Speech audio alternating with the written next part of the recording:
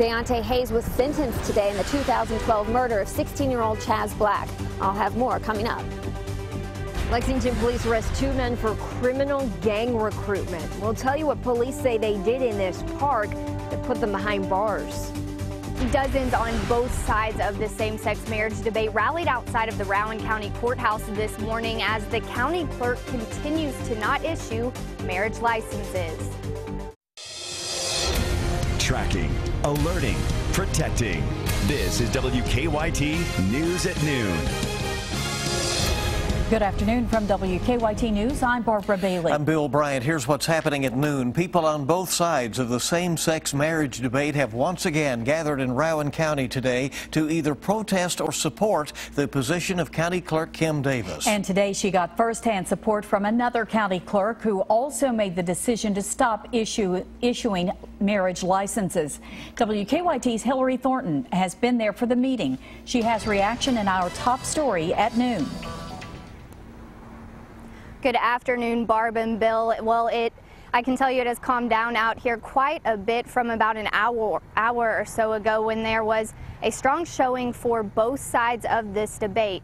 The group supporting same-sex marriage, demanding Clerk Kim Davis issue marriage licenses, set up outside the courthouse like they've been doing for about 2 months now. However, today another rally formed outside of the courthouse, this group supporting the clerk and welcoming Casey County Clerk Casey Davis. Davis making a stop on his bike ride from Pikeville to Paducah in support of county clerks who say the Supreme Court ruling goes against their religious beliefs.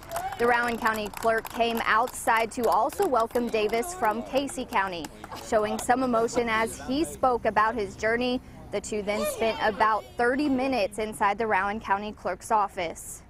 I don't hate these people. Kim doesn't hate these people. Kim's not trying to keep them from getting what they want. They can get it. They can go. I mean, I've rode a bicycle across however many counties. They can drive a car a lot easier to another county and get that marriage license today. Support our LGBT community, and we want them to know that we care and that when they are denied their licenses, every time they have to walk in through that door, we're going to be here to support them. Behind me, the rally in support of same-sex marriage continues, and those out here say they will stay out here each day as long as the clerk's office is open until something changes. In Rowan County, Hillary Thornton, WKYT. Thank you, Hillary. And there will be another rally in support of gay marriage outside the Rowan County Courthouse tomorrow morning from 9 o'clock until noon. 2 men accused of recruiting people in Lexington to join a nationally known gang will be facing a judge in less than an hour. Gerald and Gregory Smith are both charged with criminal gang recruiting. Police say the two were seen at Whitney Young Park beating someone as part of an initiation. WKYT's Kristen Kennedy is live there now with the latest on this case. Kristen? Bill, officers say that they were watching when Gregory Smith, Gerald Smith, and about a dozen other men participated in what they're calling a gang initiation activity of a beat-in. Officers say this beat-in is very common gang activity. They describe it as gang members actively assaulting a prospective member for a period of 5 minutes. That is what police say both Gregory Smith and Gerald Smith were participating in back in September at Whitney Young Park. This happened, we're told, when the park was packed with many families here for a sporting event. Investigators say both Smiths created a hazardous and physically offensive condition that served no real purpose. They happen everywhere. You probably wouldn't recognize it. You probably wouldn't see it. You probably wouldn't see some of the signs or the tattoos that they're having. We take care of those. We look at them. We monitor them. We try to stay proactive with it. And yeah, it's not the only one that's happened in one park. So when we saw it, we watched it, and we recognized the people in it and monitored them. Both Smiths, investigators say, are part of a Chicago-based gang called the Black Pea Stones. Live in Lexington, Kristen Kennedy, WKYT. Kristen, thank you. And Chief Barnard hopes the arrest will serve as a warning to other members of the gang that investigators are always watching them. A man who killed a Lexington teenager learned his fate in court this morning. 24-year-old Deontay Hayes was sentenced to 35 years in prison for the murder and assault of 16-year-old Chaz Black back in 2012. WKYT's Michelle Chamberlain is outside the Fayette County Court complex with reaction from Black's grandmother. Michelle? Deontay Hayes now knows his fate as a judge sentenced him to 35 years in prison for the 2012 murder of 16-year-old Chaz Black. Hayes was also sentenced on other charges today, including assault and being a persistent felon. In July, a jury deliberated for more than 15 hours, finding Hayes guilty of killing Black as well as shooting two others at an apartment on Palumbo Drive. Today, Judge Thomas Clark agreed with the jury's recommendation that Hayes should serve his charges concurrently versus consecutively, meaning the most time he'll serve is 35 years. Black's family had mixed emotions on today's sentencing. I feel we got some justice for Chaz.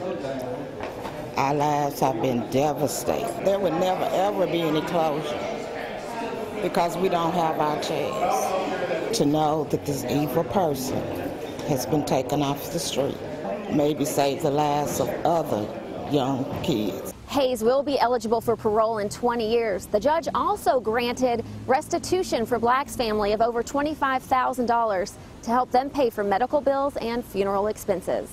In Lexington, Michelle Chamberlain, WKYT. Michelle, thank you. Hayes' family denied our request for an interview. He can appeal the sentence in 30 days. One man is behind bars, another in the hospital after a shooting in eastern Kentucky. State police say 28-year-old Claude Hall Jr. was shot in the leg at his home in the Whitco community during a fight last night. 20-year-old Joseph Pack is now charged with assault.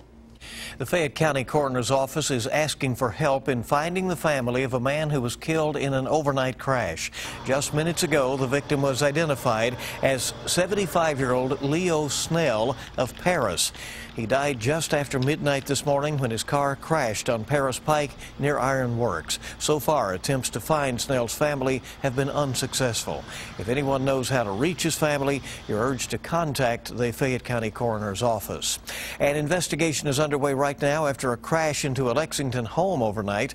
Police say a driver went across 5 lanes of traffic on Nicholasville Road before crashing into a porch about 2:30 this morning. No one was hurt. Police say the driver is suspected of driving drunk. His passenger was arrested for disorderly conduct. Police are hoping newly released surveillance pictures will help them find the man who robbed a southern Kentucky gas station. It happened at the Express Mart just off I-75 at exit 15 in Whitley County. The sheriff's office says the man walked in, showed a weapon, and stole cash. The man was seen leaving the area in a silver Nissan Sentra that was driven by a woman. The search continues this midday for 2 cars involved in an overnight robbery and carjacking. A man and woman told police they were getting out of their car on Cambridge Drive around 1 o'clock this morning when 2 young men in a green car pulled up and robbed them at gunpoint. Police say the gunman also stole the couple's white Chrysler. It's a beautiful end of the work week here in the Bluegrass. Sunny skies, temperatures are warming up into the 80s probably this afternoon. But changes are in store for your weekend. It's going to be pretty nice though still. WKYT meteorologist Micah Harris is live at our First Alert Weather Center with a look ahead.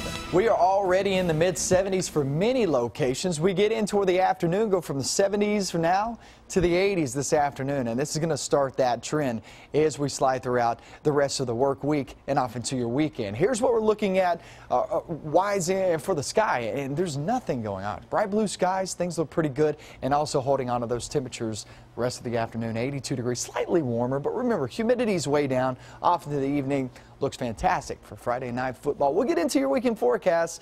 Fortunately, there is some rain. I'll show you that coming up in a few minutes. Okay, thank you, Micah. The Kentucky Board of Education is conducting what may be final interviews today and tomorrow for the 5 people considered to replace Terry Holliday as State Education Commissioner. Only one of the 5 is currently working in Kentucky. Buddy Berry is in his 6th year as Superintendent of Eminence Independent Schools.